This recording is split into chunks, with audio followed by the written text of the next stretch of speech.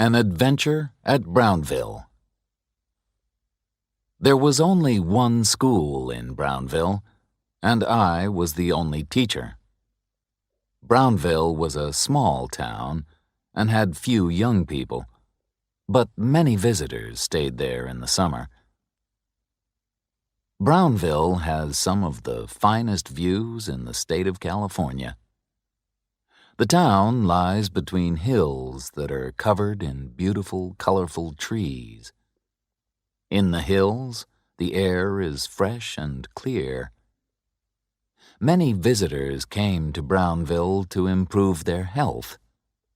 They walked on the hills and breathed the good, clean air.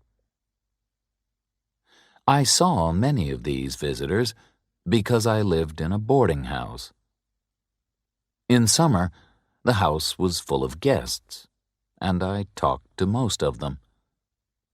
I ate breakfast and supper in the boarding house and spent the rest of the day at the school. The school was not far away. It was on the other side of a hill. The distance by road was about 1.5 miles, but I knew a shorter way. I could walk over the top of the hill in 15 minutes. There was a path that ran through the forest on the hill. I came back along this forest path late one evening. It was the last day of term. Tomorrow, the students' vacations would begin. I had stayed late at the school because I had been writing reports about the students. The sun was going down in the sky. Its golden light shone through the trees and made long, dark shadows. I was tired. I sat down on an old fallen tree and looked at the sun setting in the darkening sky. It was calm and peaceful in the forest. Suddenly, I heard voices. One was a woman's voice, and she sounded angry. The second voice belonged to a man. It was a deep and musical voice, the voice of a singer. I could not see who was speaking, but I could hear the words clearly. "Don't threaten me," the man said. "You can do nothing. Don't try to change anything, or you'll both suffer." "What do you mean?" said the woman's voice angrily.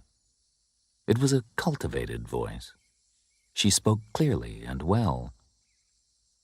"Do you mean that you'll murder us?" The man did not reply. I wanted to get to the boarding house. It was supper time, and I was hungry. But I did not want to pass the man and woman. I looked around and saw no one. I stood up quickly and walked on. It was almost dark now, but suddenly I saw the two people among the trees. They were standing on the path. The man was tall and slim. He seemed to be wearing black clothes. But there were too many shadows, and I could not see clearly. The woman wore a pale gray dress. They did not see me. As I watched, the woman knelt on the ground in front of the man. She held her hands together in front of her face.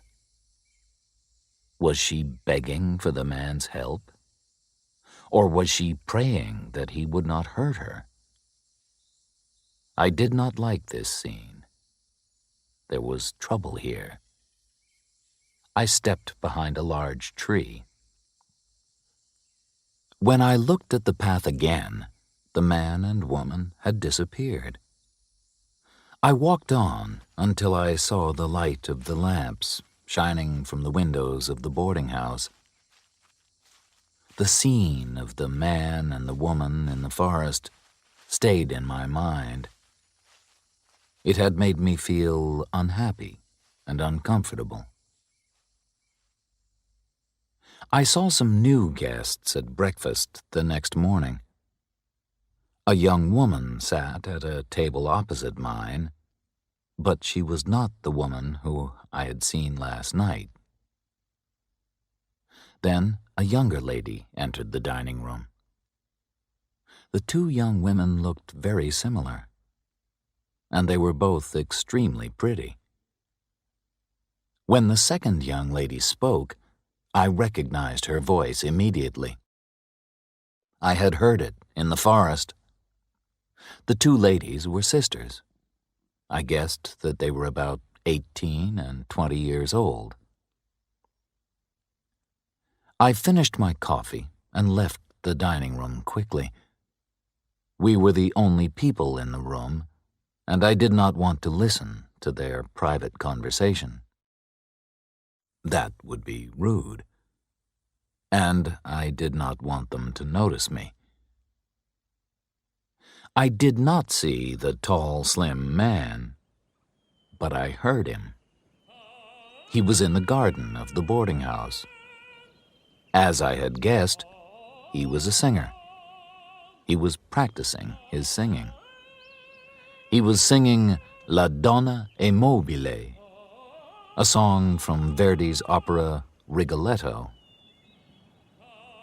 The singer had a very good, strong voice. Maybe it was too good. Why was he in a simple boarding house in Brownville and singing in this way? This was strange. Did he want the guests to admire his voice? I walked away quickly. When I returned to the boarding house later, I saw the elder sister. She was standing in the garden with the singer. He was dressed in black clothes. His back was turned toward me, so I could not see his face. Brownville was a small town, and it had no theaters or restaurants. So when the people of Brownville finished their work, they enjoyed gossiping. I enjoyed gossiping too. Who were these unusual visitors, and what was their story? The singer was talking easily to the younger woman. I guessed that they knew each other well. When I came into the garden, he stopped talking and turned around. He looked straight at my face. The man was not young. I guessed that he was about 50 years old. His face was extremely handsome. His hair was thick and black as the clothes that he wore.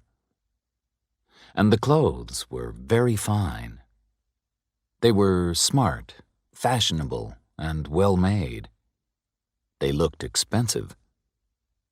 He could not have bought clothes like these in Brownville. I had seen pictures of opera houses in the fashionable cities of Europe. This man reminded me of the men in those pictures. The man looked at me as if he knew the thoughts in my head. Did he know what I was thinking? The expression on his face was not angry or frightening, but I suddenly felt afraid. Why? I could not explain it. I only knew that I was afraid of this dark and handsome man. He was dangerous. I did not like him. He put his hand on the young woman's arm and turned her away. Then they stepped inside the boarding house and disappeared.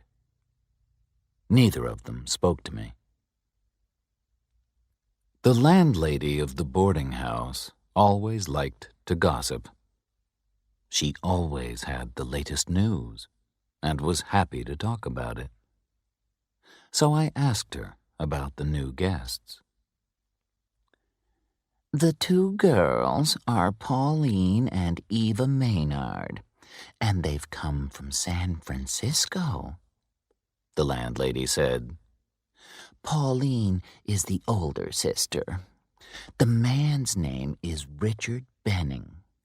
He is their guardian. He has taken care of the girls since their father died. Soon, when the girls are 21, they'll have their father's money. Meanwhile, Eva isn't well. Mr. Benning believes that the good air of Brownville will improve her health. Mr. Benning takes very good care of the two girls, the landlady went on. He spends a lot of money on them, and on himself. But maybe he's spending their father's money. It was now my summer vacation. I did not have to go back to the school for several weeks. I walked on the hills and enjoyed the views and the fresh air. I often met Richard Benning and the two girls, walking on the hills too. They seemed to be very happy together. Then I remembered the strange words that I had heard one of the sisters say. "Do you mean that you'll murder us?"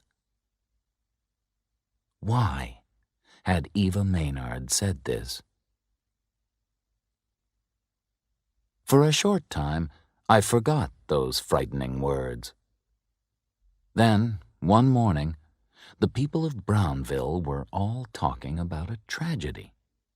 Something terrible had happened in their town.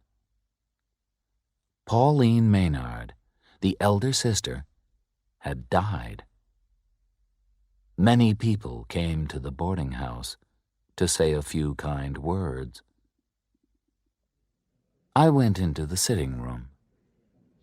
Eva Maynard was standing beside the body of her dead sister, and she was weeping. Pauline Maynard was lying in a wooden coffin. Her face was extremely pale. She looked as if she were asleep. A crowd of people stood in the doorway of the sitting room and stared at the scene. Suddenly, Richard Benning pushed his way through the crowd and entered the room. He tried to hold Eva's hand, but she pulled it away. She stood up and cried out. "It's you!" she shouted. "You've done this! You! She doesn't know what she's saying, Richard Benning said in a soft voice. She's had a terrible shock. She's upset. Benning moved toward Eva, but she stepped away from him. He did not try to touch her hand again. Instead, he moved his hand in front of her face, slowly, once. Immediately, Eva's eyes closed, and she stood still. Then, Benning held her hand and put his other arm around her shoulders. Suddenly, she began to weep again. Then, Benning gently led the young woman out of the room. A few days later, there was an inquest in Brownville. The coroner listened to the words of Benning, a doctor, and several people in the boarding house. Then he wrote these words on Pauline's death certificate. Cause of death, heart disease. They thought that Pauline had died suddenly because her heart was weak. Benning sent for an undertaker from San Francisco. The undertaker took Pauline's body back to the city, and she was buried. Neither Benning nor Eva went to the dead girl's funeral. Many of the people of Brownville thought that this was wrong and strange. "Poor Eva," the landlady said to me. "Her health is not good. Mr. Benning is worried. He doesn't want to take her back to San Francisco. Her health might become worse if she goes to the city. It's better for her to stay here in Brownville." A week passed. One evening, I finished my supper and went into the garden. I saw Richard Benning and Eva Maynard standing beneath a tree. They were holding each other's hands and looking into each other's eyes. It was a very gentle and romantic scene. But it was wrong. They looked like lovers. Benning was a 50-year-old man, and Eva was not yet 20. Also, he was her guardian. Benning should be like a father to the young woman, not a lover. I stood in the shadows, and they did not see me. I did not move, but I listened. "You will kill me," said Eva. "I know that you killed Pauline. I beg you to kill me quickly. Let me go. Let me be at peace." Richard Benning did not reply. He released Eva's hand and walked away. He walked up the hill to the forest where I had first seen him. As he walked, he sang. His fine voice sounded beautiful and wild. Eva stared at her guardian. As she listened, she put her hands together. She held her hands in front of her body, as if she was praying. I walked out of the shadows. Eva turned and stared at me. Maybe I had frightened her. "Miss Maynard," I said, "I'm sorry. I came into the garden and I heard what you said. I believe that you're in danger." "You can do nothing," she said. Her voice was soft, and she had a strange expression on her face. Her eyes were large and bright. Was she ill? Or maybe she was dreaming. I gently held Eva's hand. "You seem to be asleep," I said. "You must wake up. You said that Benning killed your sister. You said that he'll kill you, too. Will you tell me about it? I'll try to help you." "You can't help me," said Eva. "We'll be here for only a day or two more. Then we'll go away. Far away. I ask you to be silent. You mustn't talk about anything that you've seen or heard here." "But this is crazy," I said. "I'm sure that you're in danger. I must tell the police." Eva woke up a little when she heard this. Her expression changed.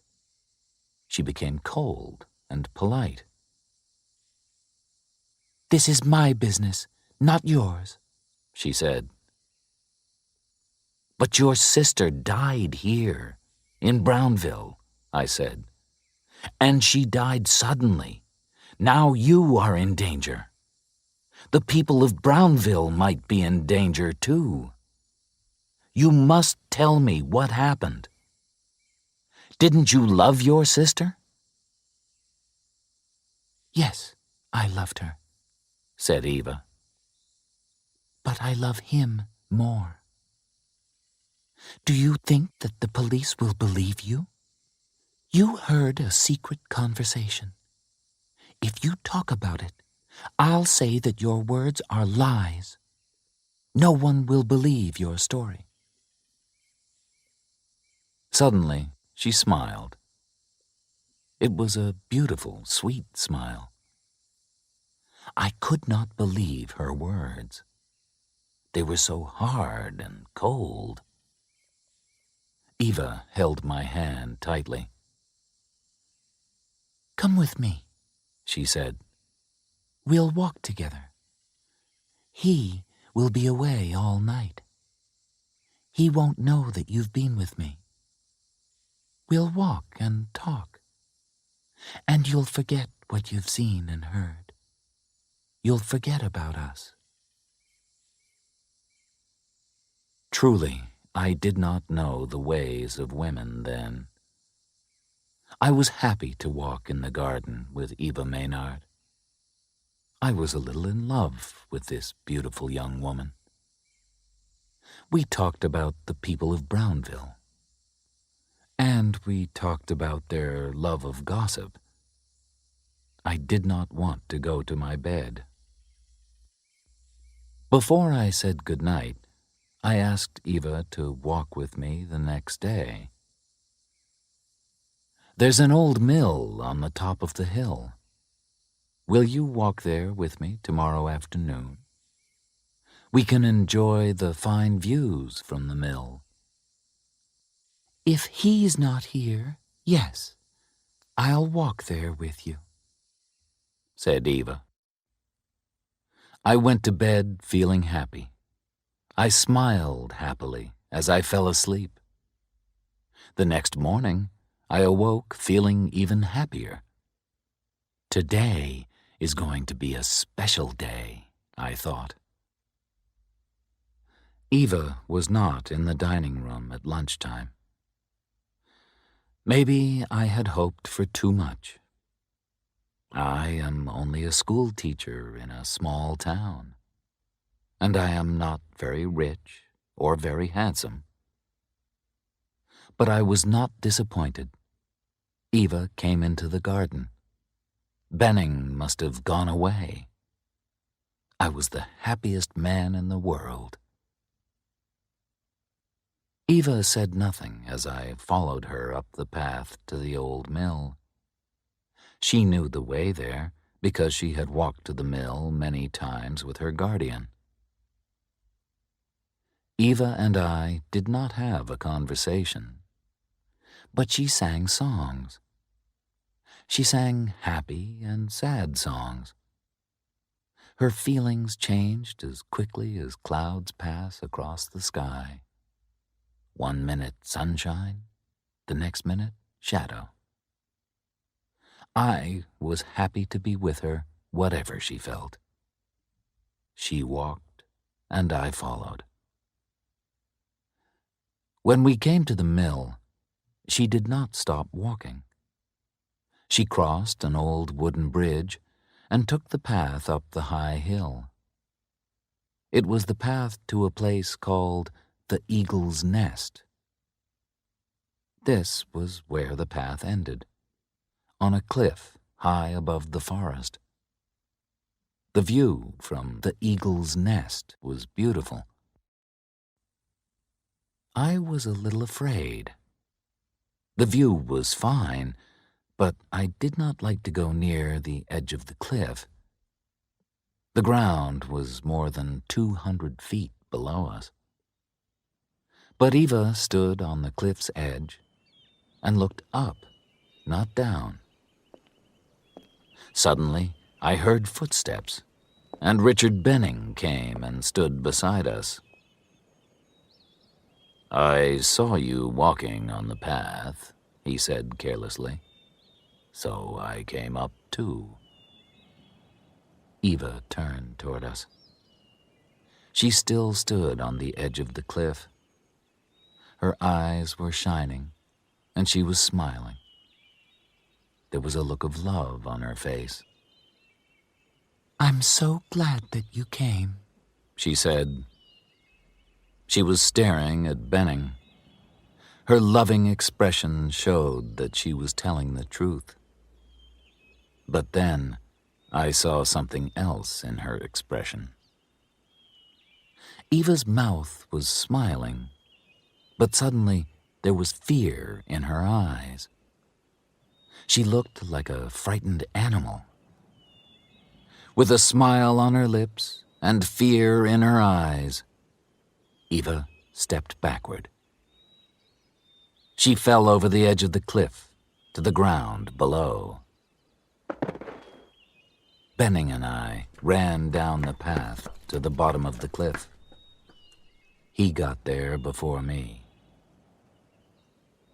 I did not want to look at Eva's body. Beautiful Eva was no longer beautiful. Benning looked at her carefully, but he did not touch her. She's dead. Quite dead, he said. I'll go to the town and get a police officer. Please, stay here with the body. I did not know what to say. I was shocked. Benning started to walk toward Brownville. Then he turned and looked at me. You saw what happened, he said carelessly. It was an accident. Eva killed herself. I saw her step off the edge of the cliff, and you saw it too. You're a killer, I said. You're a damned killer. You didn't touch her, but I know that you killed her. Benning turned his back toward me and walked away. As he walked through the forest, I heard him singing. He was singing a song from Verdi's opera, Rigoletto. La donna è mobile.